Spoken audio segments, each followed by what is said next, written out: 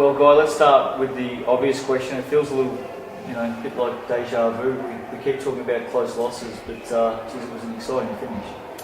Yeah, great finish, and credit to the team for hanging in there. I probably didn't. I mean, we knew the interior coverage of Bendigo would be very, very difficult, as it proved to be. But they got hot from the three-point line in the second half, so that then it was difficult all round defensively. So credit to the Spirit for finding a good balance, I think. As has been the way a few times this season, just a couple of little lapses. The second quarter tonight, they got out to 14 at half time, and you had to battle your way back right throughout the second half. Yeah, generally we've been playing at a really high level, so I wasn't worried that we could come back. And in fact, at half time we spoke about we're not going to bring the game back in the first 2 minutes. And I think that when we had the timeout or the activation, whatever it was, midway through the third, we're only 6 points down. So I was actually very happy with the first part of the third quarter because we got the game back under control. Clearly over the last month, with finals out of the question, you've been having a good look at players, and the crowd really warmed, as they always do, to Monique Conti tonight. Yeah, well, Moni's a star of the future, isn't she? So she played really well. But look, I think our whole backcourt did. I think Beck and Maddie and at times Britt, who's really been struggling with a bad ankle injury. So she's probably been about 70%. Good drive from our entire backcourt. Great to see Beck Cole here tonight. I think a lot of people forget just how much time you missed coming into this season, and certainly, especially your last month, maybe 4 to 6 weeks, you've really hit a rich vein of form. You must be feeling terrific. Yeah, I am. It's hard definitely coming back and finding your groove again, and it's especially even hard finding your role and your place when the team isn't doing so well. But I had a chat with Guy, I had a chat with Tony, and they're just backing me and sort of flicked a mental switch in my head to just go do my thing and be confident. And ever since then, I just feel like I've gotten my groove back, and I'm excited for the off season to keep working on my game and get better. A couple of words for the fans tonight. They came full of voice, didn't they? They really did. I can never hear anything guys saying at three-quarter time. Oh, that's why. That's why our first play of the fourth quarter is always bad. I think we scored on it, actually. But no, it was great to have the support of the fans here, especially for our last game and not being able to make finals. And I really wish we did get the win for the fans, but at least it was a close game, and we appreciate them coming out. And I think I heard you say that it had grown by 47% from last season, so that's great. And everyone, we really appreciate it, and keep coming. Guy, what did you make of the way Monique's confidence has improved over the year? Because she looked so nervous at the start of the year, and then you've got 3-pointers and steals in the last quarter tonight. Well, look, I mean, the league's really tough, and no one's going to give her an inch.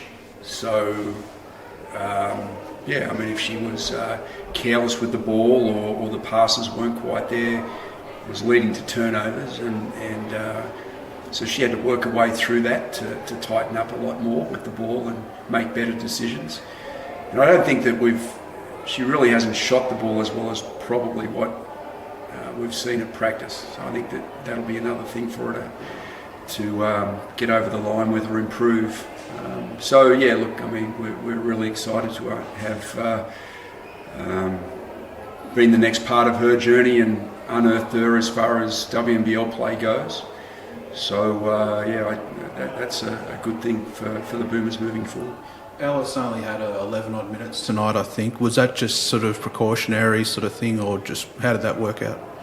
Well, we shot the ball miserably in the first half, and our perimeter shooters didn't have it going, and I think that we just had so many wide open looks that if we had made 3 or 4 of them, there was a different slant on the game.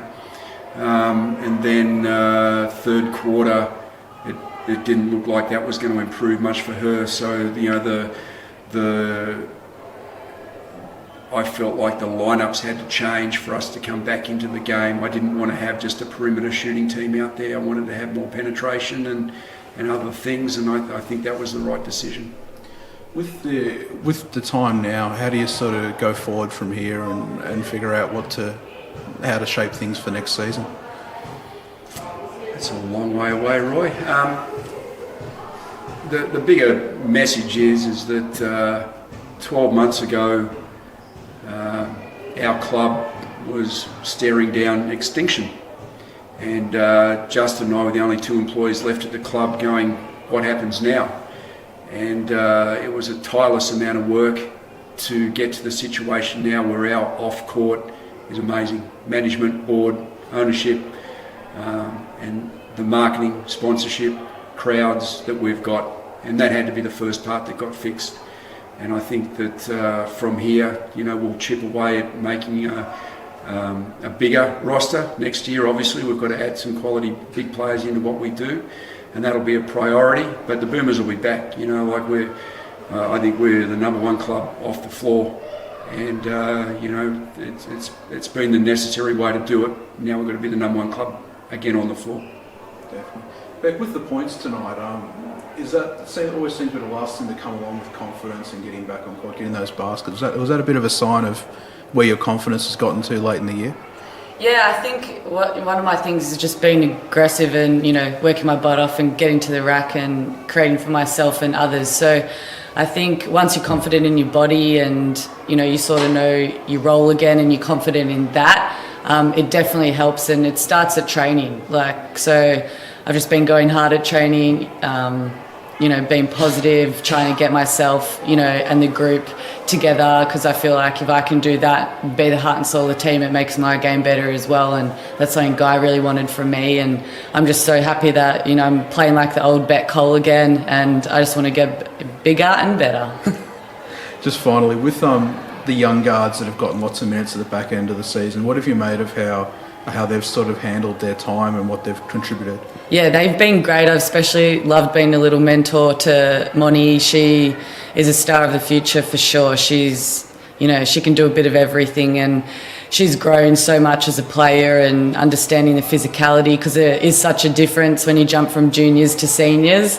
So she's learned a lot and she's grown a lot, and even Beckott has played some great games and great minutes, and it will be interesting to see what comes for them in the future.